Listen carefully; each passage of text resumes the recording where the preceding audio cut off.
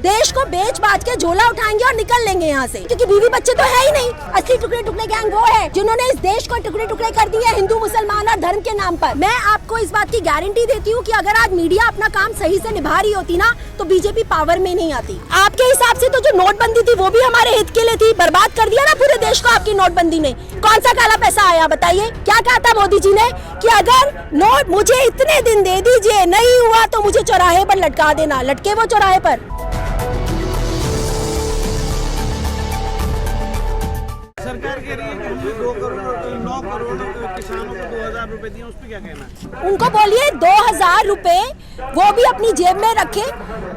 वो चला सकते हैं 16 रुपए रोज के ऊपर, 16 रुपए एक दिन का खर्चे पर अपने बीवी बच्चों को पाल सकते हैं? नहीं पाल सकते, क्योंकि बीवी बच्चे तो है ही नहीं। जिस सरकार जो गद्दी पर बैठे हुए हैं, जिनका परिवार नहीं है, वो क्या समझेंगे परिवार को? मोदी जी बोलते हैं ना कि मेरा क्या है, मैं तो आया हूँ झोला उठा के चला जाऊंगा, तो वो यही कर रहे हैं। देश को बेच बाच के झोला उठाएंगे और निकल लेंगे यहाँ से। देश को बेच बाच के झोला उठाएंगे और निकल लेंगे यहाँ से। टुकड़े टुकड़े गैंग, खालिस्तानी, आतंकवादी, इसके अलावा उनको कुछ और बात करनी आती है? असली टुकड़े टुकड़े गैंग कौन है? बीजेपी, आरएसएस, जिन्होंने इस देश को टुकड़े टुकड़े कर दिए हिंदू मुसलमान और धर्म के नाम पर। असली टुकड़े टुकड़े गैंग वो है। आप जब कोई स्टूडेंट आके अपनी फीस को बढ़ी हुई फीस को लेकर कोई प्रोटेस्ट करता है तो वो बन जाता है नक्सलवादी। जब देश में CA/NRC वो लेकर आते हैं और जब मुसलमान अपने हक की लड़ाई लड़ता है तो वो बन जाता है आतंकवादी। और आज किसान सड़कों पर आए हैं अपना हक मांगने के लिए तो वो बन गए खालिस्तानी। इससे आगे उनको कभी बात करनी आती है? वो खुद इतने गिरे हुए हैं। एक बात आप हमेशा याद रखना, जो इंसान अन्नदाता को, अपने देश के अन्नदाता को कुछ नहीं समझेगा ना, वो उससे ज्यादा गिरा हुआ इंसान कोई हो ही नहीं सकता है। हमारा देश, अगर आज ये देश है वो इसलिए क्योंकि हमारे किसान हैं। अगर आज किसान ही नहीं होगा तो ये देश ही नहीं होगा।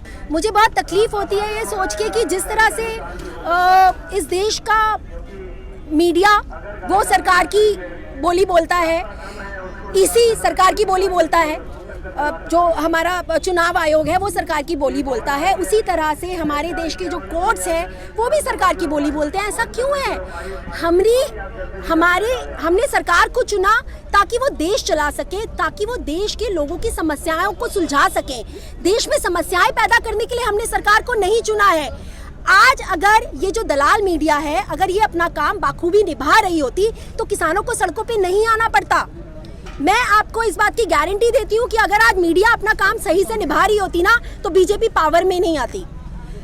और देखिए, मुझे बीजेपी से कोई ऐसा नहीं है कि मेरे को बीजेपी से कोई प्रॉब्लम है या मुझे किसी पॉलिटिकल पार्टी से कोई प्रॉब्लम है, लेकिन जो भी पार्टी सिर्फ और सिर्फ धर्म के नाम पर वोट लेती है ना, उससे गंदी पार्टी कोई नहीं हो सकती। बीजेपी ने क्या किया है, जब उन्हें वोट मांगने होते हैं तब वो धर्म के यहाँ पर अपना चलाना शुरू कर देते हैं, लोगों के दिमाग में उनको बरगलाना शुरू कर देते हैं। लेकिन जब वो गलत नीतियां लेकर आते हैं और लोग उनसे क्वेश्चन करते हैं तो वो उनको आतंकवादी कह देते हैं। ऐसा क्यों है? क्यों हमारे देश का प्राइम मिनिस्टर जब एक शिखर धवन का अंगूठा टूट जाता है तो वो ट्वीट करता है, लेकिन जब 70 किसान मर जाते हैं उसके पास टाइम नहीं होता ट्वीट करने का या उन किसानों के बीच में आकर कम से कम उनको कंडोलेंस देने का, उनको ये कहने का कि मुझे तकलीफ है, मेरे देश के किसान मर रहा है, बारिश हो रही है, ओले गिर रहे हैं। किसानों के लिए क्या एक बार भी उन्होंने सोचने की कोशिश की? आप पार्लियामेंट बनाने जा रहे हैं, एक पार्लियामेंट को तोड़ के आप पार्लियामेंट बनाएंगे, उसमें हजारों लाखों करोड़ों रुपया आप उसमें बर्बाद करेंगे, उसके लिए आपके पास पैसा है? किसानों के कर्जे माफ करने के लिए आपके पास पैसा नहीं है। ऐसा क्यों? क्यों हमारे देश का नौजवान ऐसी बातों पे उसको तकलीफ नहीं होती? क्यों नहीं आते वो सड़कों पर? आज जब किसान भी सड़कों पर हैं, क्यों सारा का सारा देश एकजुट नहीं है? आज भी क्यों लोग जब पहले आपको मुसलमान आतंकवादी लगता था जब वो अपने हक के लिए लड़ाई लड़ता था, आज किसान जब अपने हक की लड़ाई लड़ रहे हैं तो आज आपको वो आतंकवादी दिखने लग गए हैं। जब तक ये देश एक नहीं होगा, जब तक इस देश में धर्म के नाम पर जो ये राजनीति है ये बंद नहीं होगी, लोगों को जब तक समझ नहीं आएगा कि हमें रोटी चाहिए, हमें नौकरी चाहिए, हमें सुविधाएं चाहिए, हमको सेफ्टी चाहिए, तब तक इस देश का कुछ नहीं हो सकता। आज अगर इस देश की बहुत बड़ा दुर्भाग्य है कि जो किसान आज हमारे लिए हमको रोटी देने के लिए 24 घंटे अपने खेतों में इतनी मेहनत करता है, वो इस तरह से बारिश में ओलों में यहाँ पर मर रहा है। इतने किसान मर चुके हैं, इससे बड़ा दुर्भाग्य देश का नहीं हो सकता। किसानों के लिए खाद्य पदार्थ जो बाहर से आ रहा है, अपने खेतों से अपने घर से लेकर आ रहे हैं, लेकिन उन्हें बॉर्डर पर ही रोका जा रहा है। यहाँ पर सामान खाद्य पदार्थ नहीं पहुँचाने पाए। मैंने क्या बोला, जो ये बोलते हैं ना, ये संबित पात्रा जैसे लोग कि टुकड़े टुकड़े गैंग, इसी को बोलते हैं टुकड़े टुकड़े गैंग। आप किसी को शांतिपूर्वक प्रोटेस्ट तक नहीं करने दे रहे हैं, आप बाधाएं डाल रहे हैं। ऐसा क्यों? आप डरते हैं किसानों से?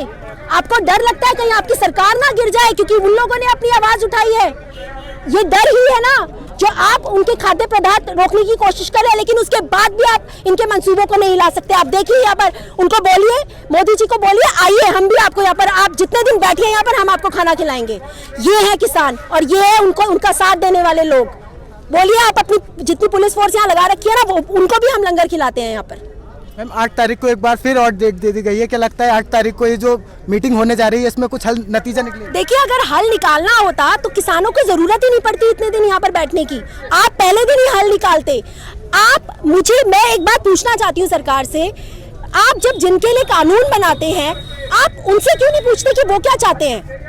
क्या होती है डेमोक्रेसी? क्या होती है डेमोक्रेसी? यही होती है ना कि जब आप कुछ भी देश के लोगों के लिए कर रहे हैं तो उनकी रजामंदी उसमें होनी चाहिए। तो क्यों आप लोगों ने पहले किसानों से नहीं पूछा कि वो चाहते क्या है?